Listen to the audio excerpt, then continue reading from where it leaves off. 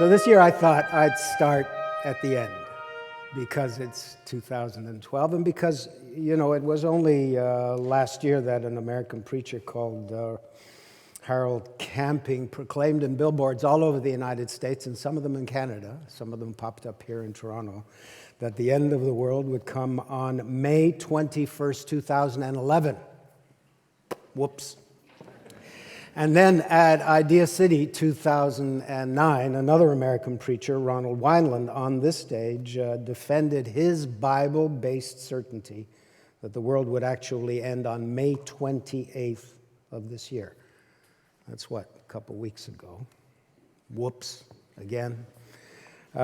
What's interesting for me is that you would imagine a certain disenchantment would kind of follow on these unfulfilled predictions, and yet it doesn't seem to diminish in any way the public's appetite for the apocalypse. There are many Christians, fundamentalists, who believe, they anticipate, in fact, the imminent conveyance of believers to heaven and Armageddon for all the rest of us. And in a variation on that theme, an amazing 20% of Chinese and 9% of Canadians believe that the end of the ancient Mayan calendar on December 21st of this year will coincide with the end of the world. In other words, many people do believe that the end is nigh, and why shouldn't they? I mean, everywhere you turn, there appears to be bad news. Now, I'm saying this amidst the din of high-rises rising high on practically every corner in our city here, and the noise of expensive little restaurants stuffed full of newly minted digital millionaires. And still, the news appears to be bad. Prophecies from long ago appear to be lining up with today's financial, political, sectarian, and environmental disasters. The future is said to be grim because ecological degradations are now unremitting, and some say unstoppable, and are running in apparent lockstep with this tsunami of debt that we read about every day, and the accelerated depletion of the essential fossil fuel which drives all the world's economies, at least it does so today. So hands up, how many of you think you're optimists? Oh. And how many of you are prepared to admit in public that you're pessimists? Okay. Now, we're going to do this on a more scientific basis. You all have these nifty new instrumentric devices in your spiffy roots bags. And at some point when we can get the question up, not necessarily right now, but before the end of this pod, we're going to take a vote. What you should know about the vote is that it's not tagged to your particular account. So these are genuinely anonymous votes, and we will see at the beginning of this conference whether you are optimists or pessimists and how that vote may or may not change as our conference wears on. Now, I've said before on this stage, those of you who are regulars, that in my personal experience, the market for pessimism belies your initial show of hands. The market for pessimism appears to be considerably larger than the market for optimism. You will never go broke if you publish a book called The Coming Crash. It will always be a bestseller.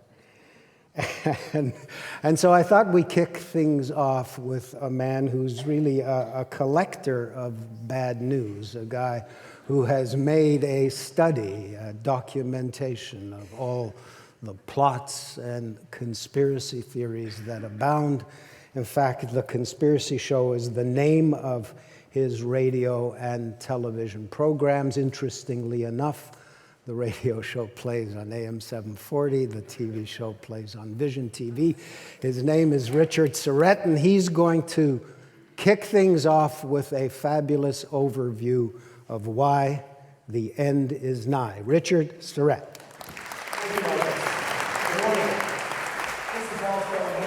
I have to sit down because I don't think I can bear to stand through this.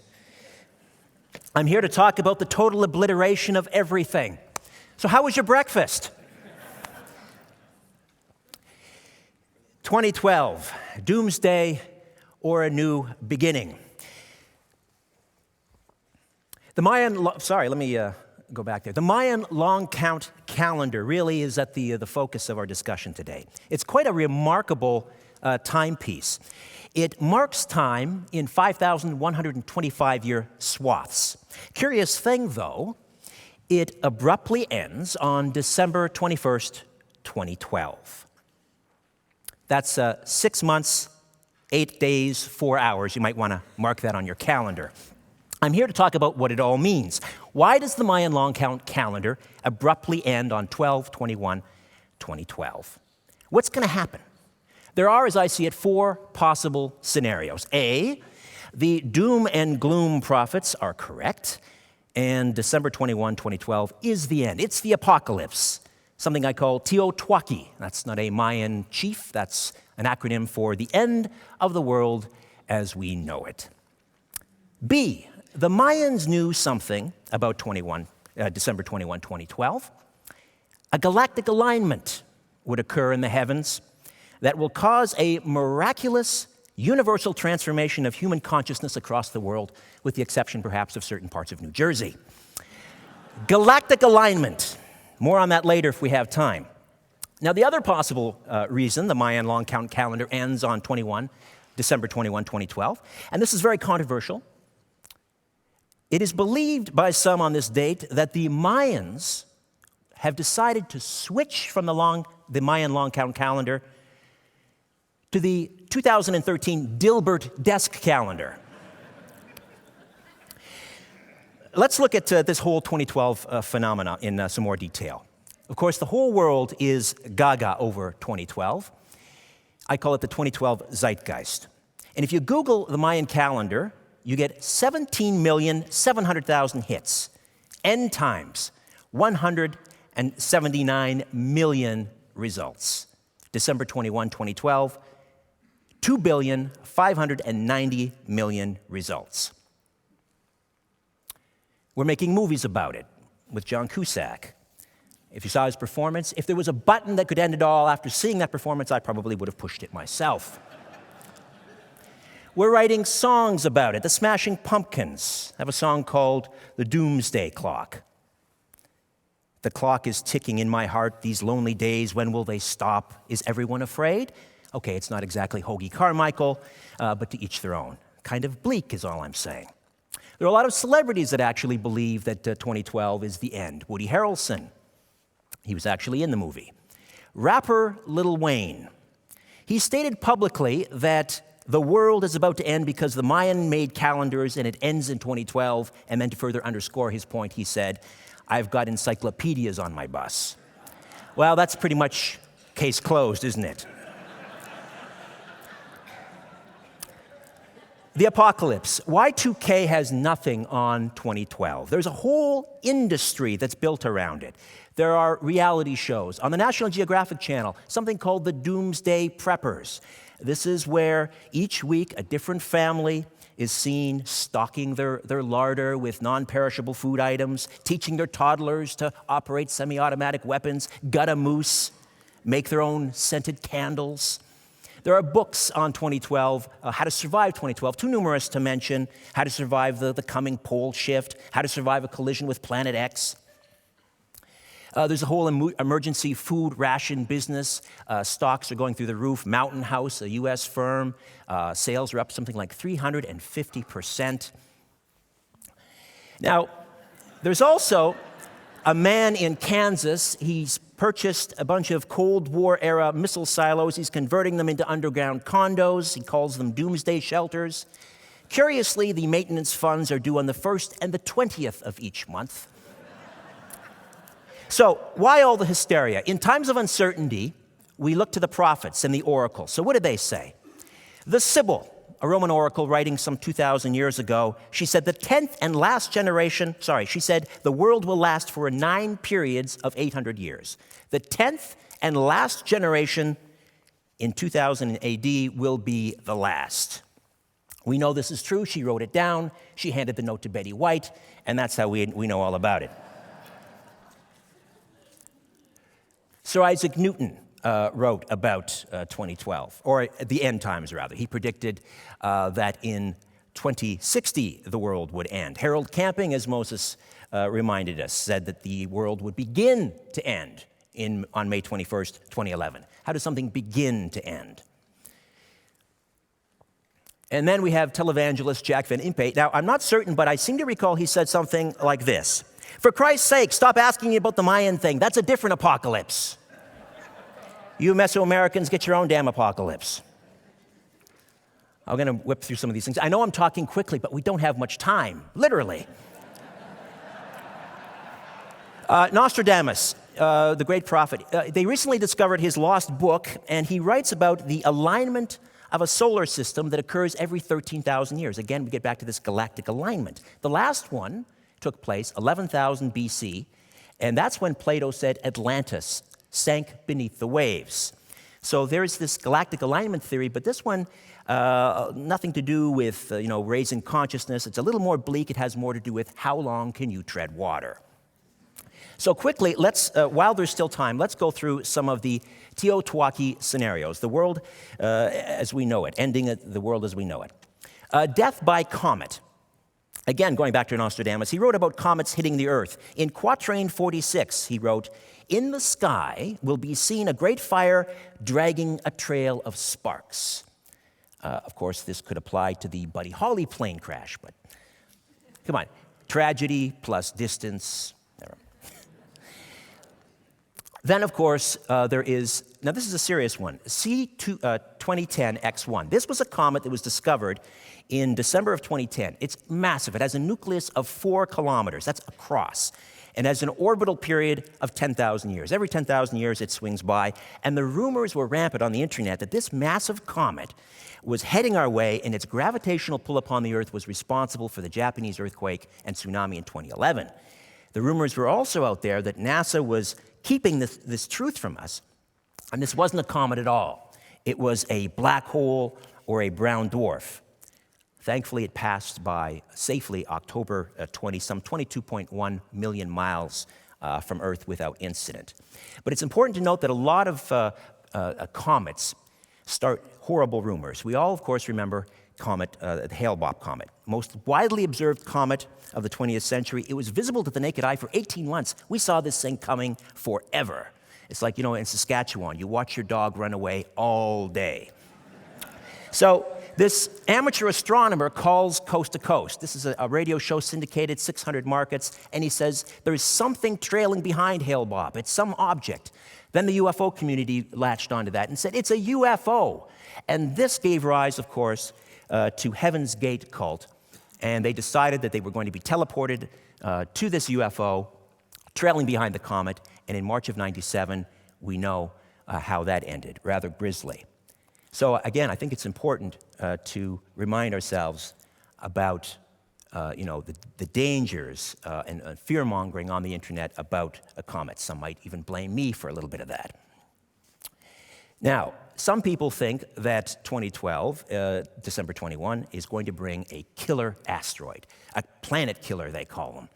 And it's true that according to a recent NASA census, there are about 4,700 dangerous asteroids lurking near the Earth. One called 99942 Apophis, discovered in December 2004. It's got a diameter of approximately 270 meters. That's a planet killer. But the odds of it hitting the Earth when it swings by around April 2036 is about 1 in 250,000. I like those odds. I just want to briefly discuss Tunguska. This was a prominent asteroid that hit the Earth in Siberia, uninhabited, thankfully, back in 1908, cleared about 2,000 square kilometers of trees, and this thing was only 20 meters in diameter. The point here is that one this size could potentially slip by. We wouldn't even see it coming. So there's some cause for concern. Planetary collision. This is a favorite. There are those people who think that we are going to get slammed by a huge celestial body, perhaps a planet.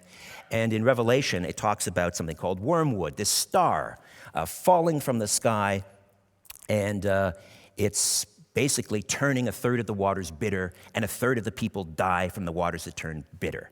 Is that what's in store on December 21, 2012? Some people think that wormwood is something called the 12th planet or Planet X. Others, like Zecharia Sitchin, calls it Nibiru. This huge planet has a 3,600-year orbit. It's coming back our way, and when it does, even a near miss will cause cataclysm, volcanic activity, flooding, earthquakes, the cancellation of Mad Men, for God's sakes. It's going to be horrible. So the Nibiru cataclysm. The other thing that people are talking about are solar storms, also known as a coronal mass ejection. And the sun goes through these periods of calm and tempest on an 11-year cycle. And you have geomagnetic storms on the sun, and they can disrupt electronics here on Earth, potentially knock out an electrical power grid. We'd all be freezing in the dark. There'd be chaos in the streets. You can imagine. Next year, 2013, we'll see a maximum phase of the solar cycle, lots of solar storms next year. These coronal mass ejections can mess with satellites. They can force jet airliners to reroute. They can even, this is now known, they can even affect people with heart conditions. So all of these potential gloom and doom scenarios, some of which have little or no scientific basis, let's be honest, like Planet X or a comet collision. But the point is, they are messing with our psychological and emotional well-being. David Morrison is a senior scientist at NASA with the Astrobiology Institute. He receives 10 emails a day from people in total panic, like this woman in Denmark who's contemplating killing herself and her children because of her fear of 2012. Can you imagine? A young boy in America also thinking about killing himself because of 2012. This is madness. And finally, tragically, a 16-year-old girl in England, Isabel Taylor, actually hanged herself after becoming convinced the world will end in 2012. So enough with the doom. I want to reflect on something here. One of the great philosophers of the 20th century said, it relates to what we're talking about. It has to do with how we perceive time and how we fit in. What is our place in time? That philosopher, of course, was the late George Carlin. He said about the life cycle, he said, the most unfair thing about life is the way it ends. I mean, life is tough. It takes up a lot of our time. What do we get at the end of it? A death. What's that? Some kind of a bonus? The life cycle, he said, is backwards. We should die first. Then we go into the nursing home. We get kicked out when we're too young. We get a gold watch. We go to work for 40 years until we're young enough to enjoy our retirement. And then we do drugs, we drink booze, we party, we start high school. Then we go to grade school, we become children, we have no responsibilities, we become a baby, and then we spend the last 9 months floating. It all ends in an orgasm. This view, this is important. I bring this up because this view of time is nonlinear and flowing frontwards and backwards, and this is what the Mayans were all about, this concept of time. So who were they? The Mayans developed the only written language of pre-Columbian America. They invented the zero, independent of the Babylonians. They built huge cities, 50,000 population in these cities. Their empire lasted 1,500 years. They were tremendous astronomers. They looked to the heavens for guidance. They had observatories, and they traced the complex motions of the stars and the sun and the planets, and then developed calendars to keep track of these celestial movements and the passage of time. Bruce Schofield, in his book Signs of Time, wrote that for the Maya, the purpose of life was to conform to the sky rhythms that had created time and to reflect in daily life and in their civilization the orderliness of the cyclic repetitions. The orderliness of the cyclic repetitions. That's the key. And the Mayans had 3 different calendars. They had the Tzolk'in, a 260-day calendar based around the period of human gestation. What a beautiful thing. They had the Hab, a calendar of 18 months, 20 days each, based on the cycle of the rains and agriculture and harvesting. And finally, the long count long count calendar. They misunderstood long count calendar. It was for measuring or recording historical things. Now here's how the long count calendar is broken down. 1 day is called a kin, 20 days a urinal, 360 days a tun, 7,200 days a katun, 144,000 days a baktun. So why did the Mayans have the long count calendar stop on December 21st, 2012? And how do we know it ends there? Who said? December 21, 2012 is presented on the long count calendar as the 13th baktun. Remember, a baktun, 144,000 days, years rather. 144,000 days, sorry. A lot of math in my head. So keep that figure in your head, 144,000 days. 13 baktuns, that's where we are now. 13 baktuns equals 5,125 years. That's what the Mayans called the Great Cycle. So quickly, this British anthropologist figured out that the Mayan long count calendar begins on August 13th, 3114. Add 5,125, bingo bango, you've got your end date, December 21st, 2012.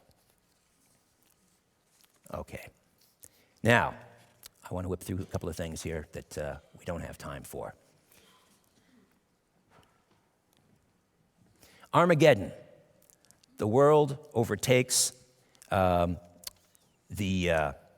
degenerate peoples of the world. This was actually found in a Mayan prophecy I just passed over. It's called the Chilam Balam, and it's been misinterpreted. Many people think it probably applied to the Spanish conquest of the 1600s. So people like Michael Coe, an anthropologist who says this points to doomsday, are probably not correct, and I think most scholars now agree with him. Moving along very quickly. So, of course, the explanation could be something far more banal.